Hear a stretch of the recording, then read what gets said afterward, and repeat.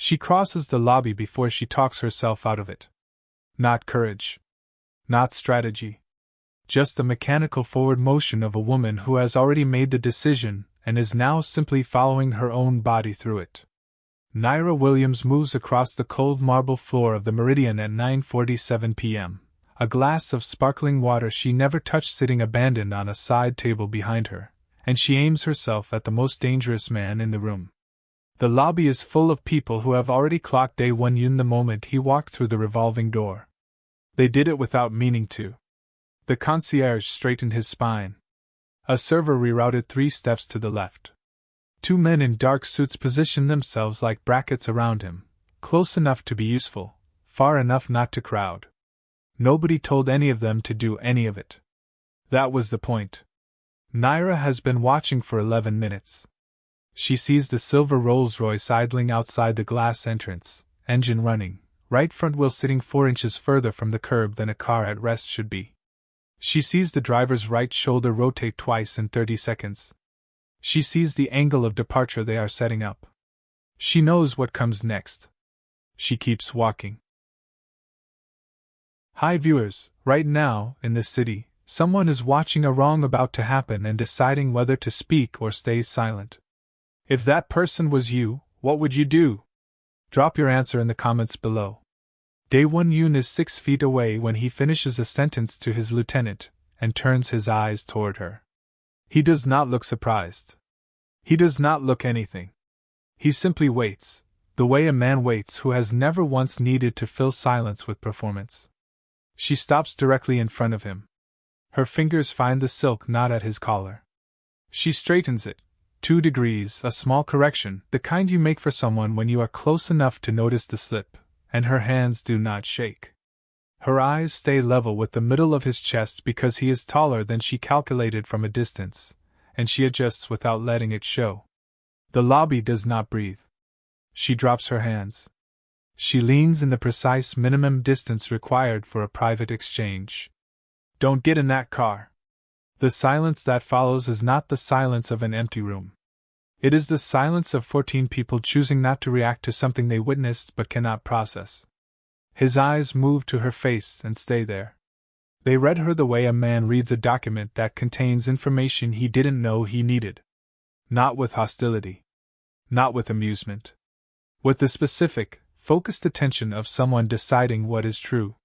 He says quietly, "Why?" She holds his gaze for 2 seconds. "Because you've already survived this once." He doesn't move. He doesn't look at the car. He doesn't signal his team. He just watches her, this woman who appeared from nowhere, fixed his collar like she owned the room, and is now telling him to trust her with his life. The question is already moving behind his eyes. Who is she? What does she know? How long has she been watching? She doesn't answer any of it. She waits. J1 moves first. 1 word from Day One, delivered without volume, without drama, and the lieutenant is already redirecting the perimeter, pulling his phone, signaling the 2 suited men toward the entrance with a micro-gesture that needs no translation. The lobby shifts. Not visibly, not to the untrained eye. But Nyra watches the geometry of the room rearrange itself in real time, and she knows the machinery has engaged. Day One steps to the far side of the lobby. 1 pillar between him and the glass entrance.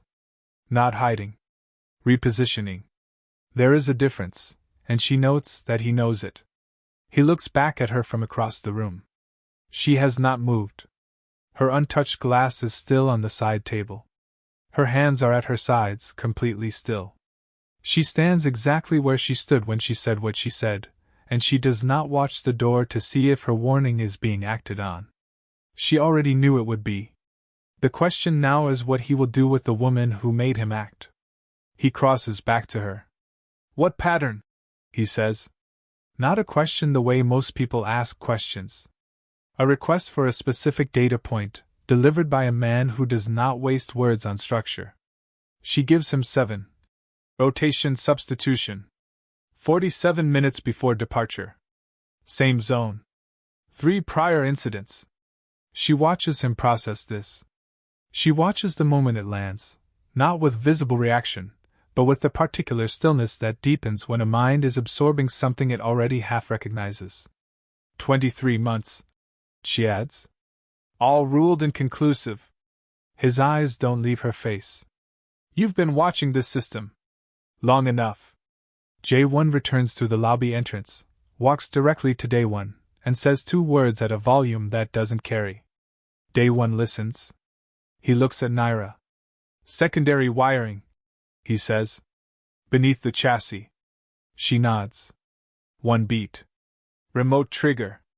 It wouldn't have activated here. 2, maybe 3 minutes into the route. After the first intersection. The lobby is quiet in the way expensive lobbies are designed to be quiet.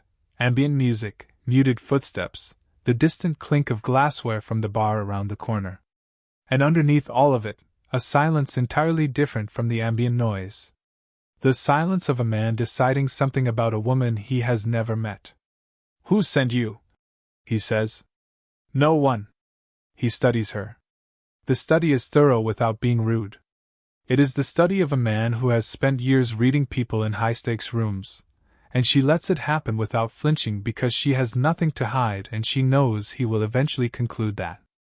Your name, he says. Nyra. That's one name. That's the one I'm giving you tonight. Something moves in his expression, not a smile, not quite, but the trace of what a smile might have been if the face in question were trained differently. He says, Sit down. She doesn't sit down. She says, Is the car contained? A beat. Yes. Then we're done here.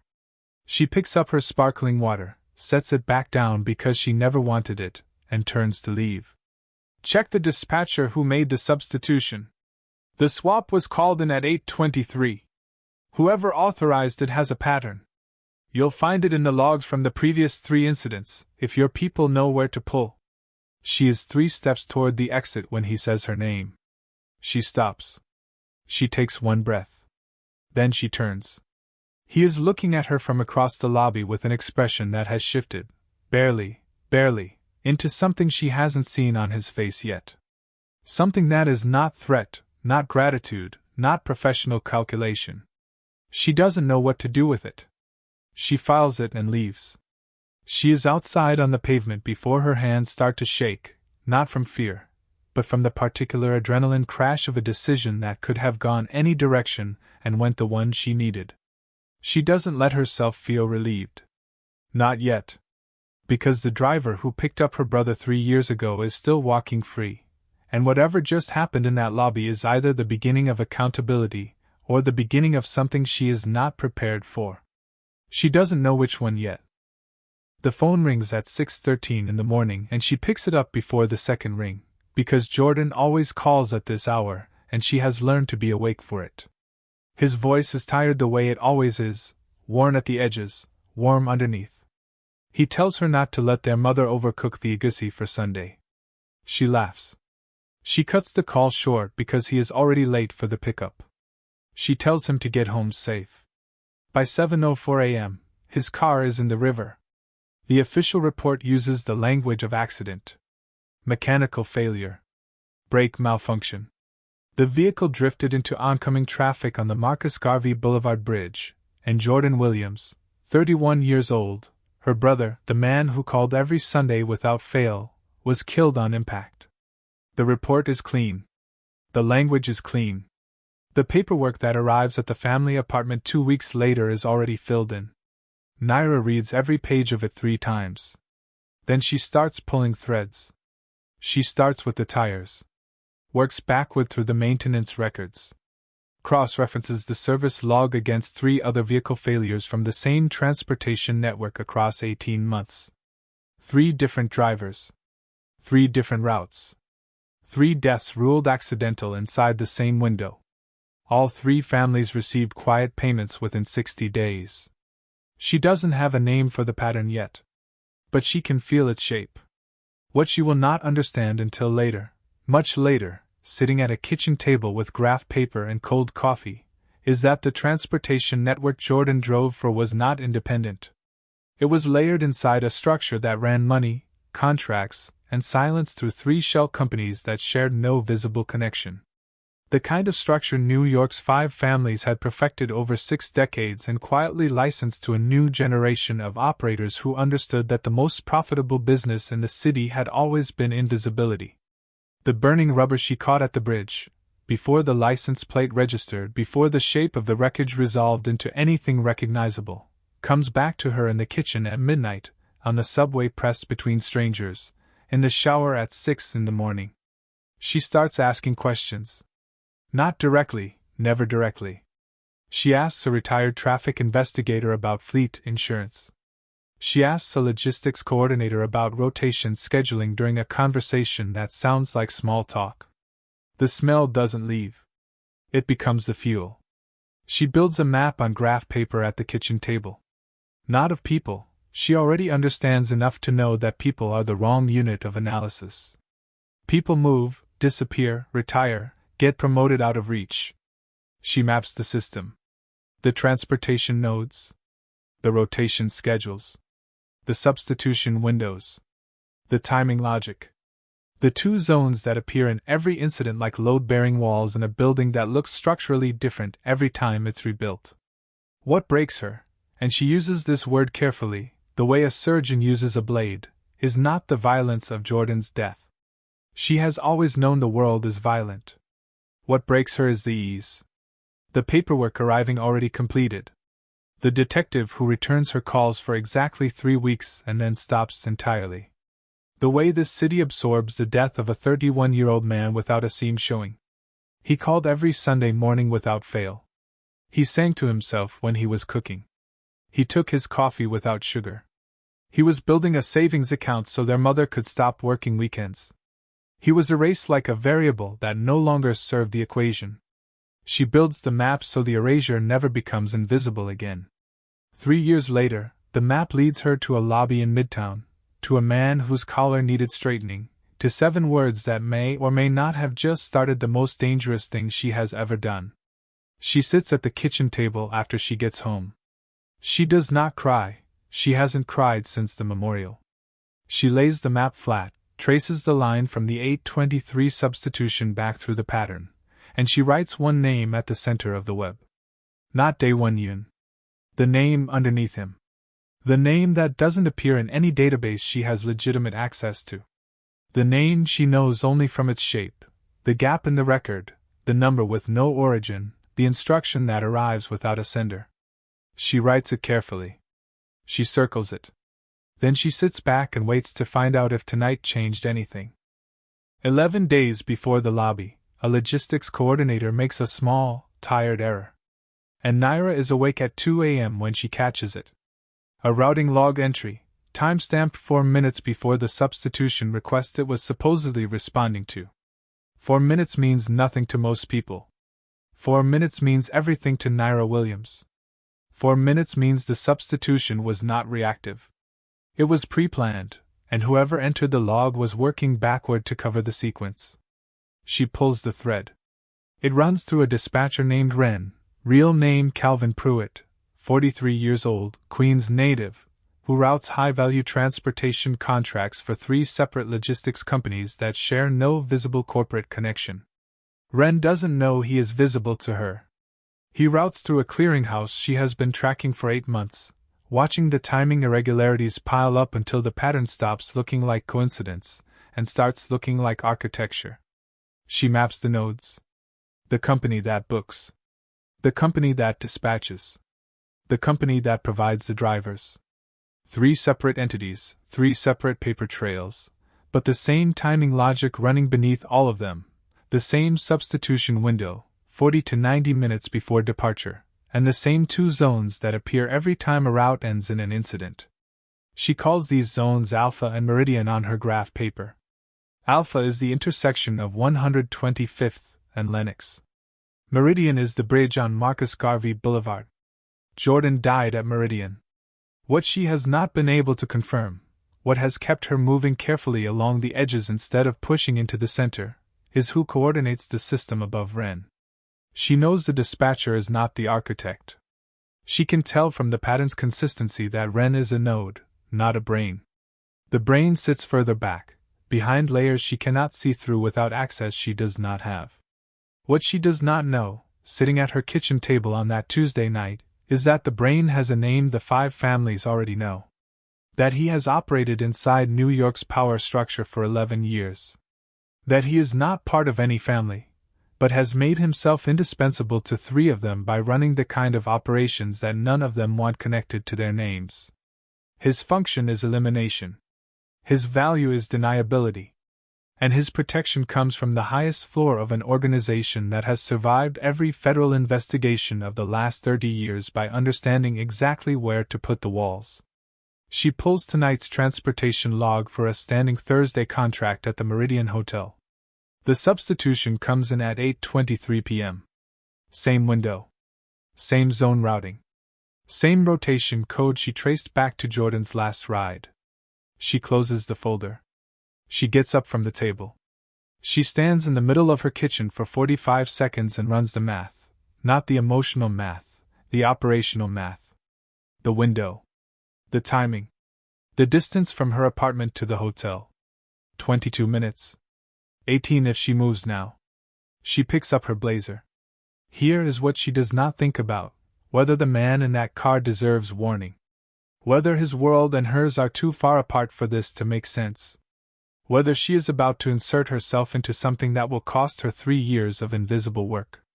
She doesn't think about any of it, because the pattern is running, and she is the only person in this city tonight who can see it clearly enough to act, and choosing to see something and doing nothing makes her a different kind of participant than she is willing to be. She locks the door behind her and moves. She does not know yet that Daewon Yoon has been watching the same transportation network from the inside for 8 months.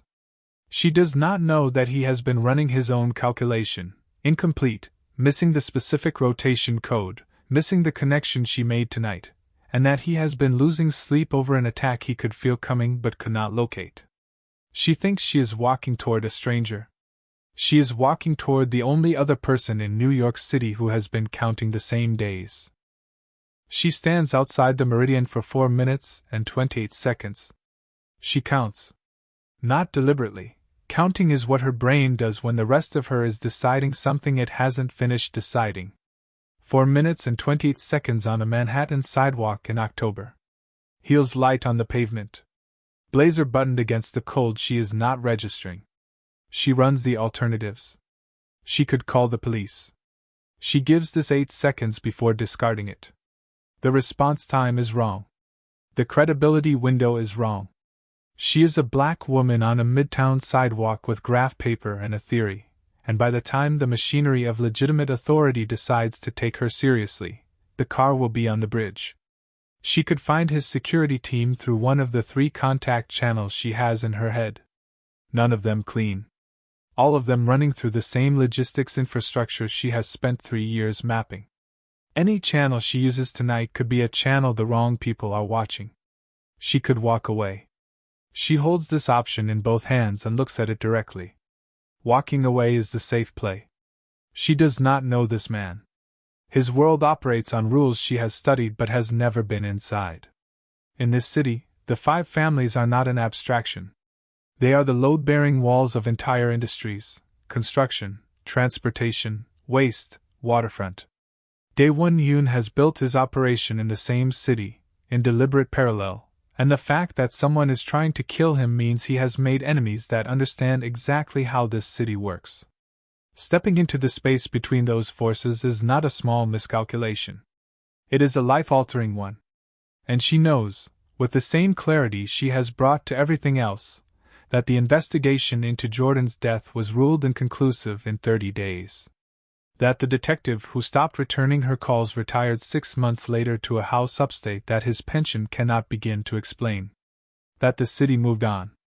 That the system absorbed the death, reset, and continued running. There is a version of silence that feels like neutrality but is not. She learned this at her brother's memorial. She learned it from the completed forms that arrived before she had chosen a burial site. She has known since that day that watching something happen and choosing not to act is a decision, not the absence of one. She has certainty tonight. For the first time in 3 years, she has the specific, verifiable data point that connects the pattern to a live target. Not suspicion. Not correlation. A rotation code, a timestamp, a zone, and a window of 18 minutes. She pushes through the revolving door. The lobby swallows the sound of traffic. Marble. Chandeliers. A bar around the corner. The smell of money that has been present long enough to stop announcing itself. She spots him immediately. 12 feet inside the entrance, 2 men behind him, the particular arrangement of space that forms around a man when every person in the room has unconsciously decided to give him more of it. She picks up the glass of sparkling water from the side table near the second column on her left. Her hands have something to do. She watches him for 11 minutes. She watches the driver outside shift his weight. She watches the wheel angle. She watches Dae-Won-yoon exchange a word with his lieutenant and begin moving toward the exit. She moves.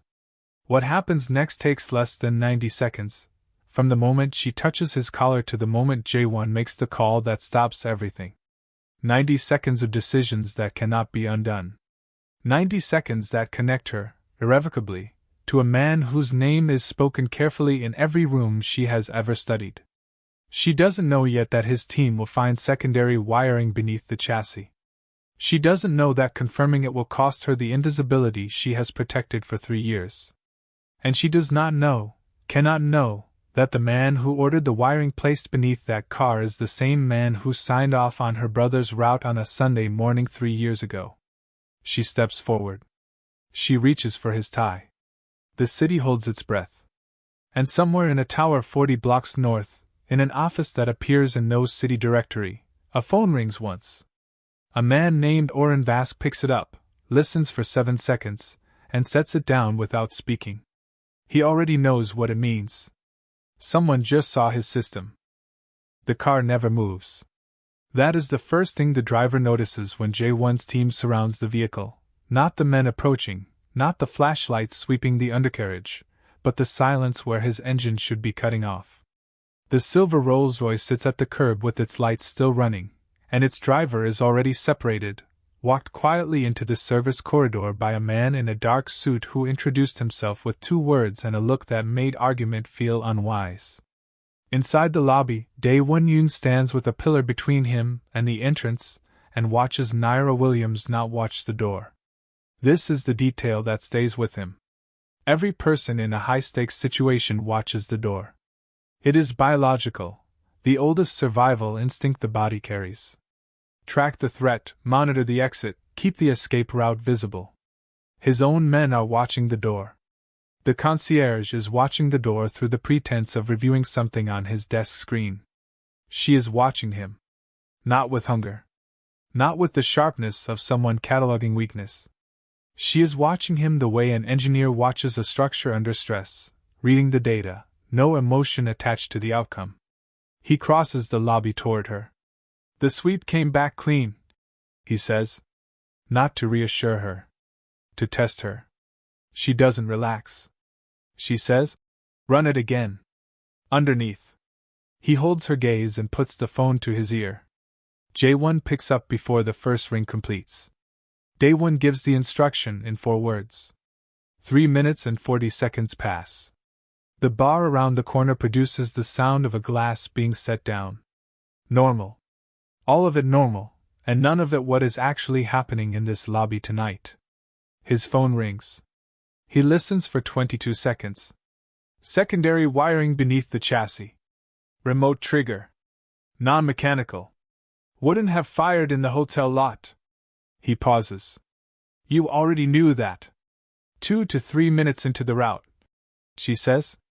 After the first intersection. The gap between departure and activation is what makes it look like a road malfunction after the fact. He is quiet for a moment.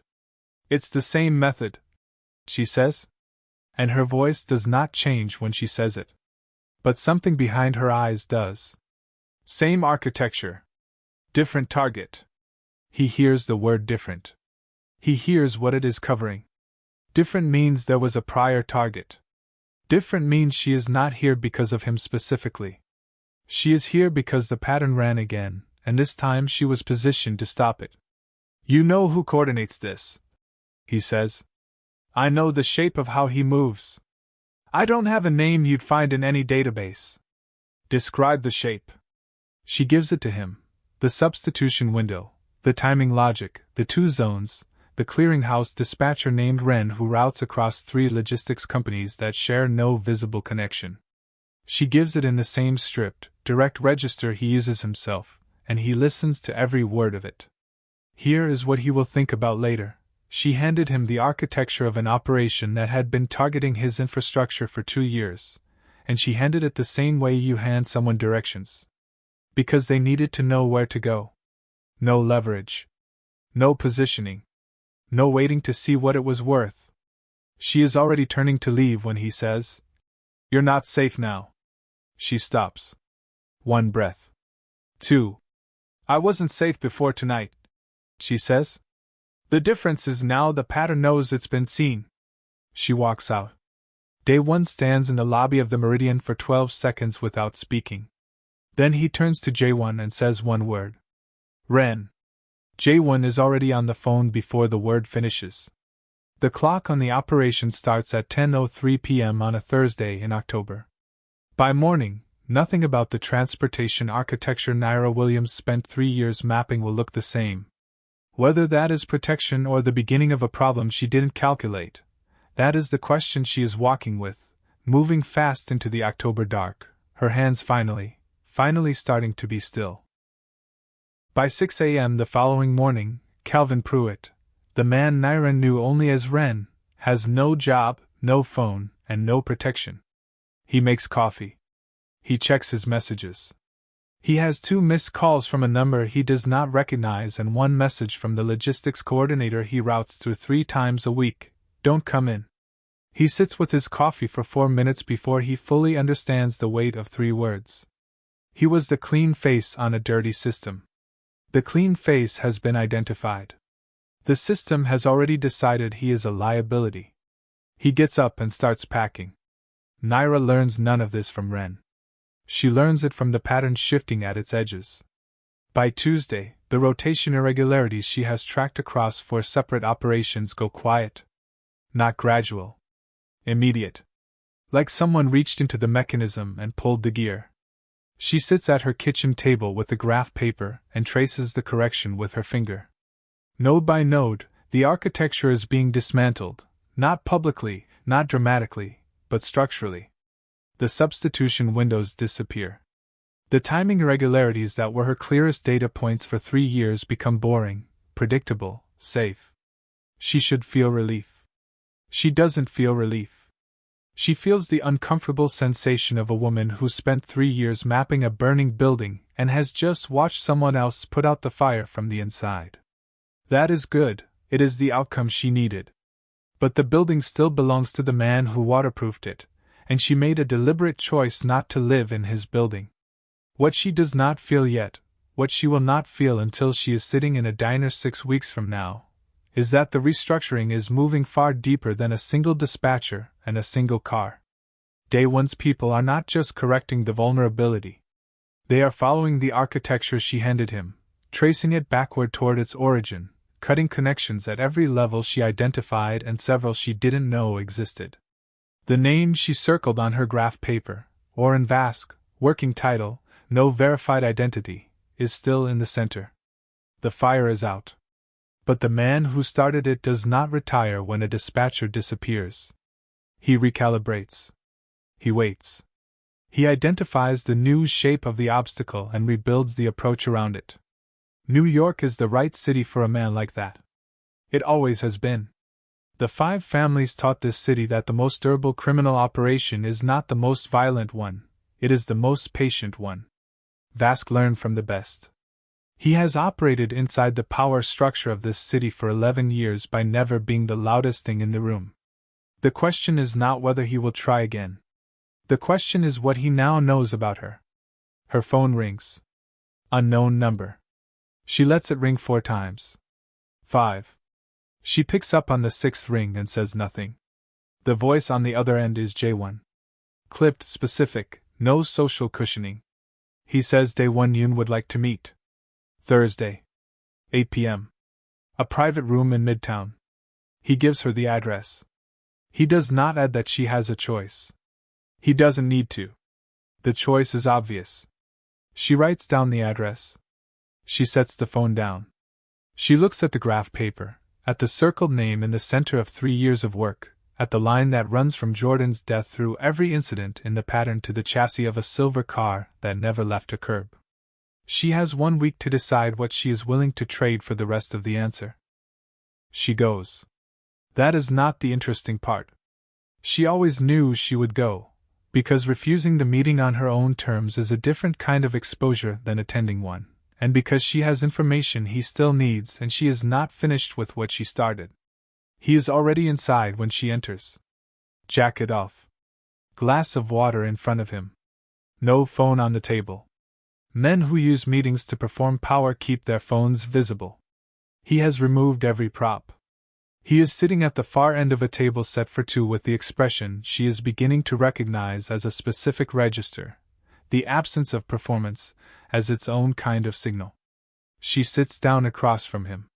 Who taught you to see like this? He says. Not how did you build the map. Not how long were you watching. Not what do you want. The question goes directly to origin, and it is the most personal question she has been asked in 3 years of operating alone. She takes 3 seconds. My brother, she says. He died in what the report called a mechanical failure. I built the map to understand what actually happened. He looks at her across the table with an expression that doesn't move for 4 full seconds. The bridge, he says. October. 3 years ago. The room temperature doesn't change. Her posture doesn't change. But something inside her chest does something complicated and involuntary that she will think about for a long time. He knows. He already knew. He knew and he didn't lead with it, which means he has been holding it through the entire lobby exchange, through the days of silence since. He sat with the knowledge that the woman who saved his life was following a trail that started with her brother's murder. I was tracking disruptions in the same logistics network for 8 months, he says. I had the general architecture. I didn't have the specific incident connection. He pauses. I didn't have enough to act. Neither did I, she says. Until I did. The silence between them is the kind that has weight. Not hostility. Not grief. The particular gravity of 2 people who have been working toward the same point from opposite ends without knowing it. He says, how do you want this resolved? Not what do you need from me. Not what can I offer. He asks what she wants resolved, which means he already knows what the resolution requires, and he is asking her to name it so she owns the answer. His death acknowledged, she says. Not publicly. I don't need a press release. I need it true in the record. I need the driver who picked him up that morning to be part of the accountability. Done by tomorrow morning, he says. She believes him. And that is the part that surprises her, not that he says it, but that the belief arrives clean, without her working for it. He refills her water glass. Not dramatically. Not as a gesture. Just because it needed refilling and he noticed. I want to offer you a position, he says. What you built. The way you read the system. I could use someone who sees like you do. She is quiet. If I take a position inside your world, she says slowly, I lose the thing that made me useful in your lobby. I stop seeing the system from the outside. I become part of it. She holds his gaze. I become a piece of the same architecture that killed him. Even if the people running it are different now. That's not a world I can live in and still be who I built myself to be. He says. I know. 2 words. No argument. No renegotiation, no performance of accepting gracefully what he would have preferred to go differently. She stands. He stands. They are 2 feet apart in a private room above a restaurant with no name on the door, and neither of them says anything else. She reaches the door. Oren Vask, she says without turning around. He's not finished. Removing Ren bought you time. The method will change. The target won't. She opens the door. I know, he says again. She leaves. And she cannot know that he stands in that room for 6 full minutes after the sound of her footsteps goes completely quiet. That on the drive back, he looks out the window at the city for 11 minutes without speaking. And when he finally speaks, what he says to J1 is not about Oren Vask. Find out what she needs to complete the map, he says. J1 doesn't ask why. He already knows why. 6 weeks after the lobby, on a Tuesday evening in November, Nyra walks home from the research library and a black sedan she has never seen before is parked on Amsterdam Avenue 30 feet ahead. Engine off. Driver visible through the windshield. Seat adjusted 2 inches too far forward for a man his size, which means someone else recently drove this vehicle and did not readjust before he took the wheel. Right mirror angled 2 degrees past optimal, which means he is monitoring the sidewalk behind her, not the traffic lane. Front wheels turned 3 degrees toward the curb, the angle of a driver who wants to pull out fast without adjusting his steering. She slows before she reaches it. Then she keeps walking. Steady pace. Hands at her sides. She passes the car without looking at the driver, turns the corner, and stops against the building wall with her back to the brick and her breathing controlled. She runs it. The car is not from Vask's network. She knows his fleet rotation well enough that an unknown vehicle reads immediately as outside the architecture she has mapped. The body type is wrong. The plate prefix is different. The driver's positioning is surveillance, not interception. Whoever this is, they are watching. Not moving. Which means someone who is not Oren Vask is watching her. She thinks about this for 12 seconds. Then she thinks about the one other person in this city who knows what she built, what she found, and where she is in the investigation. She takes the long route to a 24-hour diner on 110th and orders coffee she will not drink and sits in the booth farthest from the window and lays it out in her head, the whole structure of the past 6 weeks. The corrected transportation network. The quiet removal of peripheral figures. The offer she refused. The 2 words he said when she refused it. Day 1 restructured faster than the threat warranted. She knew this when it happened. She noted it and filed it. A man targeted by a coordinated assassination attempt would correct the direct vulnerability. He would not, unless he had a specific additional reason, go 4 layers deep into peripheral node elimination. He would not clean the system with the thoroughness she has been watching for 6 weeks. Unless the person he was also solving for wasn't a threat. Unless she was the variable. She sits with this in the diner with the untouched coffee going cold and the city moving past the window. He used the 48 hours after the lobby to do the work she had spent 3 years trying to do alone, from the outside, with graph paper and patience, and no resources except her own mind. He didn't tell her. He just did it. She does not know what to do with this. She is built for evidence. She is built for pattern recognition and careful action and the clean logic of cause and effect. She is not built for the particular, disorienting sensation of realizing that someone witnessed the weight she has been carrying and decided, quietly and without announcement, to help carry it. Her phone lights up on the table. A message. No name. The number she recognizes from J1's call 6 weeks ago. 1 line, the driver on Amsterdam is ours. You were followed from the library. Different vehicle. Already handled. She stares at the screen. She types back, how long? The response comes in 11 seconds, long enough.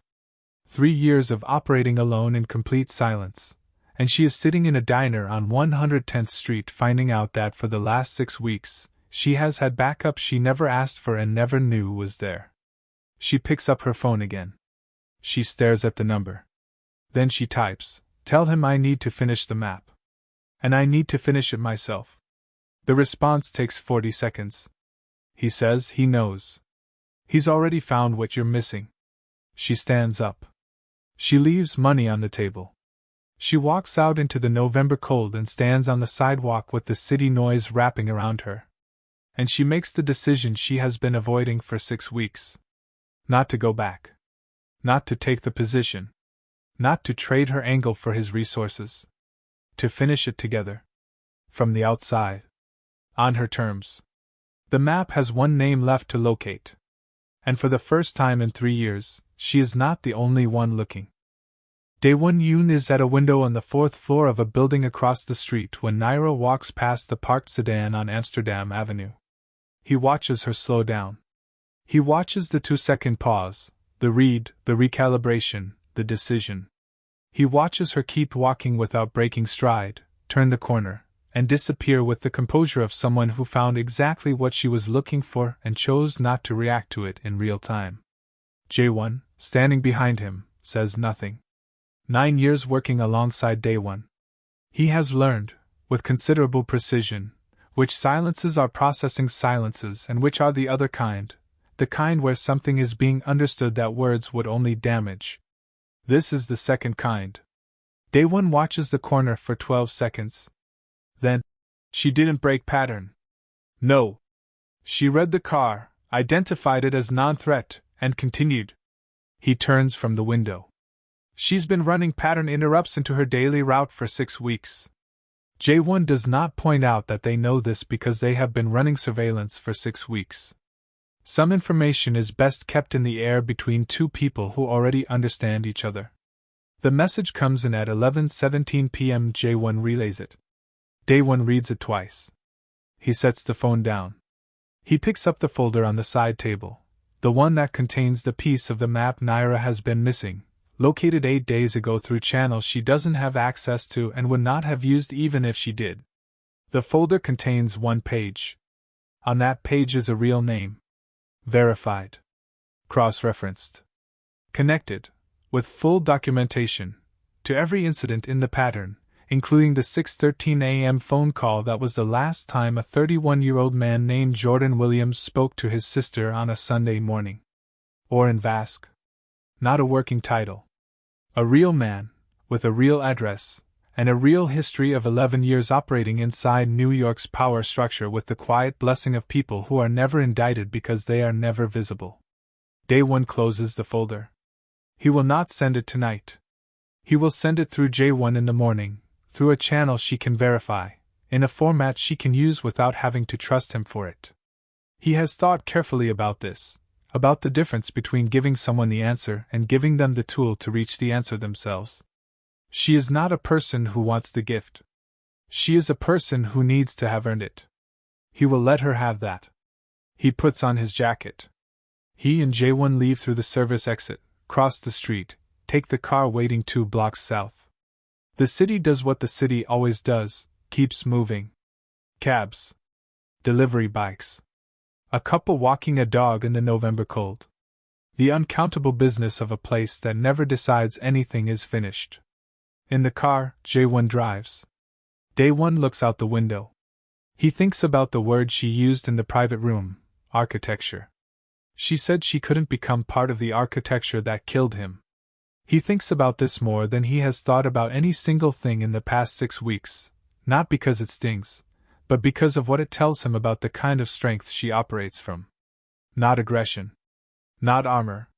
The particular strength of a person who has examined every option and chosen the one that keeps her clean. He has not made many clean choices. She's going to find him, Jaewon says. Not a question. Yes.